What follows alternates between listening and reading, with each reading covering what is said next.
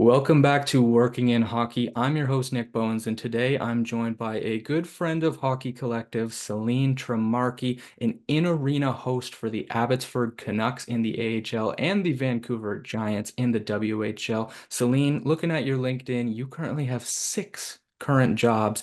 Talk to me about that. What are you up to? Oh my God, when you put it like that, I didn't realize I have that many jobs. But yeah, well, you kind of mentioned it right there, an arena host for two teams out west. Side note, love it out here. If you ever want to move to BC, highly recommend, especially now it's summertime and it's, well, not technically summer, but it's soon to be summer and it's really nice. I work in country music as well. So that's another job that you've seen on my LinkedIn. I work for JR Country out here on their promotions team because I work in country media myself. I started my own company just like yourself, Nick. It's country music related. Started off as a podcast and it kind of just spiraled into me actually going to award shows and festivals, talking to country singers and all of that. I worked for the Jays last year, which fingers crossed. I'm waiting on hearing back on the set schedule this year because apparently they liked me so much they wanted me to go back. So that's going to be exciting. So that was traveling across Canada, putting on viewing parties and sports interaction as well. So I am a digital content creator for sports interaction, where I kind of just give you my picks on who I think is going to win. Hot take: the Leafs are winning the cup this year. I'm kidding. That was a joke. That was a joke. I like to pull fun. But yeah, so those are a couple of my jobs. I think I hit them all, Nick. Am I missing any? Quick scroll of your LinkedIn here. Looks like we touched on the six current ones. We've got Okay. about Okay. 25 past ones to go through, but no, I think that's a perfect way to start it off because I think a common theme through the interview so far, Celine, is that the people who end up kind of finding their path and finding success in hockey or whatever industry worked a million different jobs to pick up experience, right? It's all Yeah. about getting your foot in the door. It's taking those volunteer opportunities. It's doing something part-time just to build those connections. Talk to me a little bit about that and how you balance all these different roles. Oh my gosh, starting off in the industry was quite difficult because it was during COVID. Mm, So when I graduated, it was 2020. And obviously, TSN, Sportsnet, every entertainment platform was like, nope, we're not hiring anybody. Everybody's going to work online and do it from their own home. So there was no jobs in that field. So I kind of had to take like a different route, which was look at more digital platforms online. So I got an internship working for a company called True Sports. And that's kind of where I got my start in hockey because I was a host of it was a show called The Face Off. So I was a host with two of my co-hosts, Lucas Fratelli and Steele Roden from CSM, because we all went to the College of Sports Media together. So we kind of just grew on this platform. I think I did it for about a year, if I'm not mistaken. During the whole, like a good chunk of COVID, we were just doing all of this. And then after that, networked my butt off. And I ended up getting in with the Mississauga Steelheads. But my start was it was a True Sports TV. Like that's where I started, and it was a little internship that opened doors because I gained more experience on how to host, how to do better research, even posting graphics, as silly as that sounds. Like you got to learn the ins and outs about like Canva and how to form and Photoshop and all of that sort of, and Zoom, Premiere and Zoom. Like you got to learn so much of all this technology. But yeah, that's where I got my start. Awesome. No, I think definitely want to get into the College of Sports Media. Obviously, pretty popular Yeah. spot for people looking to get into the hockey industry right now. You touched on the Steelheads working in the OHL. Same here. That's why I've got my own sound shirt on today. You know, we had very similar journey there, working in the OHL, graduating in 2020. Like you said, Mm-hmm. impossible to find roles in sports when So hard. sports aren't being played. So Yes. definitely an interesting journey there. Talk to me a little bit about getting in with the Steelheads there. I think very common for us Ontario-born folks that we end up working in the OHL. Talk to me about how you landed that opportunity and how it went. Oh gosh, Nick. Honestly, this is actually pretty funny. So I reached out to my boss at the time, who ended up hiring me, but at the time, obviously, it wasn't with the Steelheads. I reached out to him in March of 2021, I believe. And I asked about the upcoming season. Sure. And then I can't remember, when did the season get stopped in 20, it was 2020 to 2021, but 2021 to 2022 it was on, right? Honestly, COVID Yeah, like screwed up my brain and I I can't think so. remember. I think Okay. so. I think so too. I think so. But anyways, I reached out in March and that's when I guess the season wasn't on. And I was saying, hey, if you're looking for anybody for next year, please like let me know. Like I would love to be a part of it. And I did not have any hosting experience at this point. It was strictly just the internship and what I did at CSM, which was some of the live shows, but you're talking in front of a group of like 20 people. It's not like you're talking in front of hundreds of people. So there Yeah. was no experience there. And lots of companies like to have, like, they like you to have that experience, but the only way you're going to get that experience is if someone wants to take a chance on you. So it can't go both ways, right? So I reached out to him. He said, hey, like, we're not hiring right now. We have a host. Reach back out again in a couple months. So I ended up reaching out to a bunch of different teams, not just the Steelheads. I'm pretty sure I reached out to Owen Sound too. Like I reached out to so many. And then August came around and I reached back out and said, hey, like any update? And he said, you know what? It's actually open. Let's do an audition. So the audition was on Zoom, which is so strange Yeah. because when I did an audition here, I did it in the bowl. Like I actually was here, did it in the bowl with like the mics, this, that. But because it was Zoom, it was on, I mean, because it was COVID, it was on Zoom. So it Yeah. was very strange. But I did it. They liked me enough, even though I dropped the F-bomb probably 3 times by accident. Me and Mike, we always talk about that and we joke about it because it's like, what boss would hire someone if they drop the F-bomb that many times? But yeah, then I ended up getting the job. And then I went in October 24th was the home opener. So I went there nervous, but I did it and I loved it. And I've been doing it ever since. Awesome. No, that's a very cool story and definitely odd to have a Zoom audition for maybe the most personable, people-oriented role you could find in the game. Yeah. Talk to me a little bit about the transition. You said that was kind of the first time that you hosted. To compliment you here, you're very good on camera. You're very Thanks. comfortable on camera. And I think that's something that a lot of people struggle with when trying to get into this, right? Or even when trying to post on social media. They think, what do Mm, my friends think? Oh no, somebody's over there in yeah. section C that knows me. Like I can't go over there. How did you gain kind of that comfortability on camera and again in front of all those people in the lower bowl? I guess I always knew I wanted to, like, I always liked performing in front of people. Like, I remember when I was a kid, I would go downstairs in like my grandma's basement and I would set up all my stuffed animals and I would put like this cardboard box on the ground and I would like sing and dance in front of them just for fun. But I think that's like when you really think about it, like deep down, that's kind of where like I started liking to perform, even though it was in front of not real people, but still counts. And then when I ended up getting with the Steelheads, obviously it's trial and error. So Yeah. I was nervous as heck, just like anybody would be. I mean, you don't talk in front of like hundreds of people, 200 of people. Like you've never done that before. And all of a sudden you're kind of thrown into it. And I believe the home opener probably had like maybe like 1,800 people there at least. So that was different and it was new. And I'm not going to lie, I had like my script right here with me the whole time. And I was like, kind of like reading it, kind of not, because that's one thing I just didn't like to do. I think it's very unprofessional to read a script when you're talking on camera. It's just, it doesn't look good. If you have to, that's fine, but try not to.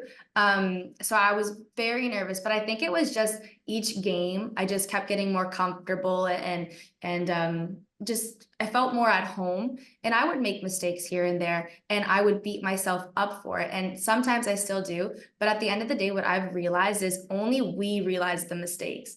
Yeah. Nobody else does. So it's so we're so in our heads when we're talking on a microphone. And if we mess up one word, it's like only we know that we messed up that word. Nobody else knows. And that kind of took some time to get used to. But now I'm okay, like if I do that, like nobody knows, it's just me. But it just takes time. Like it really takes time. And the transition afterwards too, like we're just about to talk about steelheads to the Abbotsford Canucks and like the Vancouver Giants. The West Coast is like the WHL, like the fans that they pull in, like hardcore, like good crowds, like really good crowds. And coming from the Steelheads, no offense to the Steelheads, but I guess the market is just very different there. So I went from hosting in front of maybe 1,500 like max on like a good day, to like 5,000, 55. Like then our arena fits 7,000 too. So it's like I kind of just jumped right into that. And the first game that I ever did for the AHL was a Vancouver Canucks game against the Seattle Kraken. So it's like I was just thrown into an actual like NHL game. Like, okay, that's cool. But it just takes time to get used to, but you'll get used to it for sure. And being active on social media really does help because, like you were just saying as well, you think like everybody's thinking about you and they're judging you and this and that. But like, honestly, if you're Italian, you'll understand this. That's what you got to say. That's it. Well said. I think that's the perfect way to put it. And Yeah. yeah, especially when it comes to social media. I mean, in arena host is maybe something that I don't know if I could do yet, but on social media, like I always use the saying or the metaphor that your social media content isn't for the kid that you sat beside in grade 5. Like if No, he doesn't like it, who who gives a cares? shit? Like when Yeah. you're posting it for you and you're posting it for the people that like what you're doing. If you're Mhm. on country with Celine, you're doing it for your country music fans and your friends that listen to songs with you in the summer. If you're doing it for hockey videos or you're working Yep. with Sports Interaction, that's for people that are betting and interested in that. Who cares if Susan down the street when you were growing up doesn't like it, right? Seriously. I'd like honestly, I'm so like in tune with myself nowadays that it's just like if I like something, I'm Yeah, gonna post it. I don't care. Before it was so like I'm not gonna post at this time. I'm gonna post at this time. And like I can't double post. I can't post too much on my stories. If you look at my socials, I post probably like 20 times a day. It's probably annoying, but I really don't care. If you're annoyed, unfollow me. This is my career, my job. I want to grow my brand, and this is exactly how I'm doing it. So if you see me posting a bunch of times a day, well, if you like it, amazing. If not, you can go click unfollow. exactly. That's fine. Exactly. No, that's how you network is putting that stuff out there and then it's Mhm. people seeing it. You never know whose for you page or whose feed that's gonna pop up on, right? That's how it's all done. Talk to me a little bit about networking. You mentioned it earlier, kind of coming out of the College of Sports Media. How did you first kind of start building relationships in the sport? Who were you reaching out to? Were you reaching out to people for tips about being an in-arena host, or how did that all go?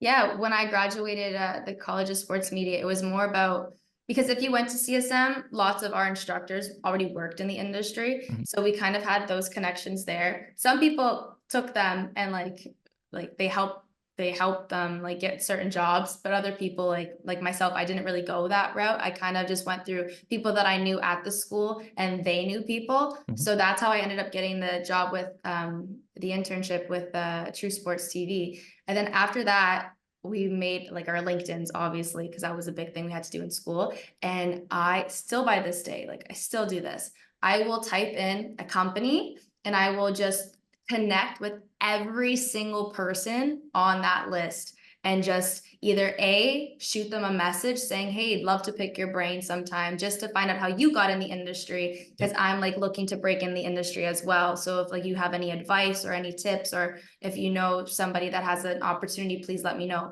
So that's what I did for a good chunk of time. So I was actively on LinkedIn. And ultimately, that's how I got my job here because I was posting, hey, I want to move out west. And then people saw, like Tara Sloan saw my post and she reposted it. I was like, girl, my heart, like I've been watching you since I was Yes. like yay big. Like I remember, like I always looked up to her, like, hey, I want to be like her. Even Christine Simpson. Yeah, I said her name correctly. I was like, what did I not say it correctly? Even Christine, I've like looked up to her for so long. So I reached out to her as well. And she was so sweet. And then even Caroline Sved, like she was working for Sportsnet at the time Mhm. and she was doing misplays. I reached out to her. So sweet. And they were very like open and helpful and giving you advice. And I just kind of took that chance to reach out to people because like I will say being girls in the industry, even for some guys too, you have to kind of be careful who you do reach out to, because it can come off as you want to take their job. So you got to be very careful about that. And I've reached out to a couple people who I think they thought that, so they wouldn't respond back to Yeah. me. And it's like, I understand, like, I by no means that I mean to like intrude or overstep. It's just, I'm looking up to you. I just want to know Yeah, how you did it, because I want to be like you one day. Not to take your job, but like just to be like you. There's enough room for everybody in this industry. exactly. But yeah, so then I just kept reaching out, and I stand by that. Like, because if you think about it too, people love to talk about themselves. So you Yeah. got to kind of use that to your advantage, because you know that's how they're going to open up if you compliment them. Yeah. And then they'll say something, and then they'll ask you, "Oh, what do you want to do?" And then it kind of just leads into that. 100%. No, I'm so glad you said that. I think that's just reaching out to people is the most important thing that you can do, because so many people are scared to do it or won't do Yeah. it or don't take the time to. And they go, oh, what if so and so doesn't answer me? Then they don't answer you, message somebody else. Especially LinkedIn. Like, I think people often say, like, oh, like LinkedIn's for old people, LinkedIn's for working people. Like, Oh. well, can I reach out on Instagram? Sure, reach out on Instagram, but most career-driven people are on LinkedIn, right? So Mhm. that's going to be your highest success rate. But I mean, to your point, we got connected because you reached out to Hockey Collective, right? Yep. I think the day before I was at a Steelheads game, so I recognized seeing your name from the Jumbotron, and you reached out the next That's day. Like, funny. you never know where it goes when you reach out, right?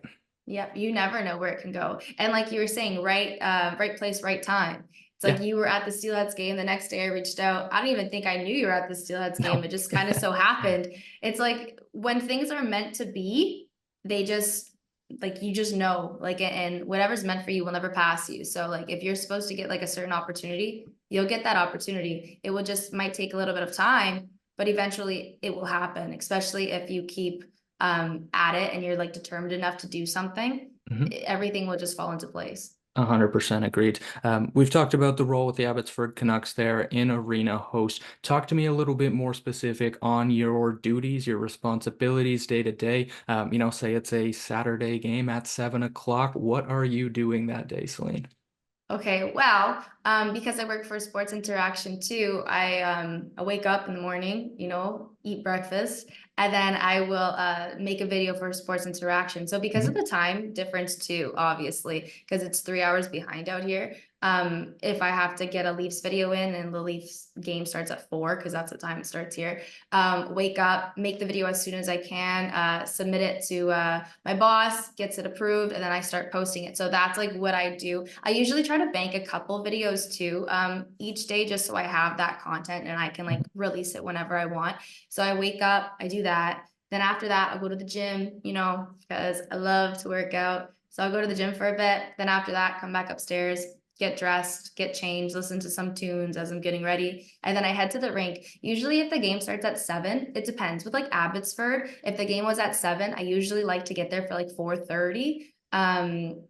Just so I have a little more time to look over the script, because with the Abbey Canucks, the script is obviously a bit heavier Yeah. than the Giants, because the Giants is very similar to the OHL. Like, it's very like laid back and chill.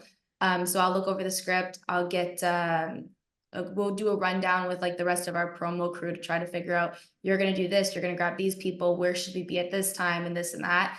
And then I go upstairs, I say hi to everybody, because I'm like one of those people who, like, I go around and say hi to all the ushers, all the security guards, I do my laps, and then head to the production booth. Oh my God, I can't talk. The production booth, and then I go to the control room, and then get ready for game time. Whereas the Giants, if game starts at 7, sometimes I get there for like 6. I'm like probably cutting it very close right now. But I think it's because I'm just very comfortable with Yep. that job, that it's like, okay. And there's no camera there. So that's one thing that I was hard to get used to, Mm, because in Abby I have a cameraman, but there it's like the cameras from like the broadcast. They're like gotcha. shooting me, and there's nobody in front of me. So it's like sometimes I'm like, where do I look? I don't know where to look, but I just look at the crowd now. But yeah, it's like different for both of those two teams.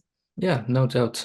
You touched on sports interaction there. I want to get a little bit more into that role, but you kind of just briefly said get up and make a video. Talk to people about what that process is, how much thought or planning goes into a video idea, and then what are you using to film it? I think a lot of times people think it's some big crazy production to make social Yeah, media so content, but fair. tell me what you're doing. So fair. Yeah, so usually my Sundays, usually those are like rest days, but for me, sometimes I like to just get all my content ready for the rest of Mhm. the week. So if there's a big game, like tonight, there's Edmonton and Vegas, I want to make a piece on that. So yesterday, that's what I was doing. I was writing like little 60-second little like mini scripts. I just write the script so I know exactly what I want to talk about, but I don't go word for word for them. Like it's just kind of jot noted. So whatever's happening within the week on the Sunday or sometimes the Monday, I'll prep. So the whole day I'm just writing like, okay, I want to talk about Norris Trophy winner, Hart Trophy, Stanley Cup preview, whatever it may be, write it all out. So then the next day, or if I'm feeling up for it that same day, it depends. I'll like finally do all the videos and I'll bank them and then I'll get them prepared for the rest of the week. So it's a very, I honestly am so grateful for this job. And lots of people would love a job like this because you get to work from home. And to be completely honest with you, sometimes I only work the one day that I do all the content that one day, and I'm free for the rest of the week because I have all my videos set lined up. And once they're posted, that's all I have to do. Yep. Obviously, if something breaks, then I will cover that. Like I remember when the Corey Perry thing broke, I was on that right away. And when you're on a video or like on a topic that is like breaking news, if you make a video right away, those go viral, just so you know. So I'm sure you know that, but people listening, like just so you guys know too, if you want to do that, break it right away and it would go viral.